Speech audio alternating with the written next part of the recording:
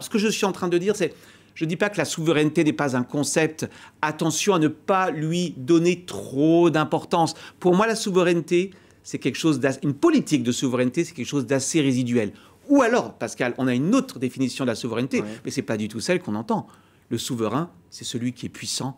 Et ça revient à dire un pays qui est riche, il impose ses normes, il impose ses produits au reste du monde. C'est une souveraineté offensive. Riche d'argent et riche d'innovation, éventuellement. Mais exactement, exactement. Ouais. Mais si on entend la souveraineté au sens, entre guillemets, défensif, ça ne peut être que résiduel.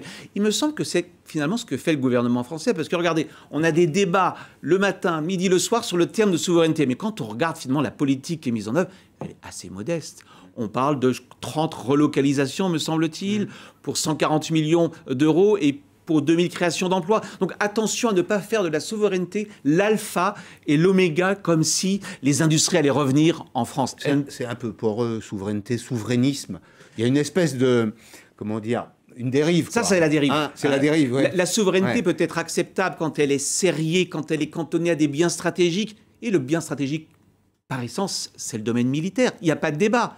Si vous revenez à l'esprit de la loi... La santé ne l'est pas ? La santé éventuellement, mais si vous revenez à l'esprit de la loi, le Code monétaire et financier disait quoi? Je peux restreindre les investissements étrangers lorsqu'ils portent atteinte à la sécurité nationale et à la défense. Vous voyez, dans ce cas-là, il n'y a pas de sujet. Quand on s'oppose au rachat d'une entreprise française, je crois que c'est Photonis, au motif qu'il y aurait des applications militaires, je ne pense pas qu'il y ait de sujet.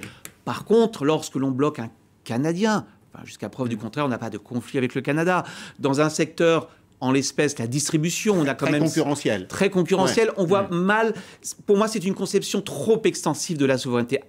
Quand tout devient souverain, quand tout devient stratégique, plus rien ne l'est.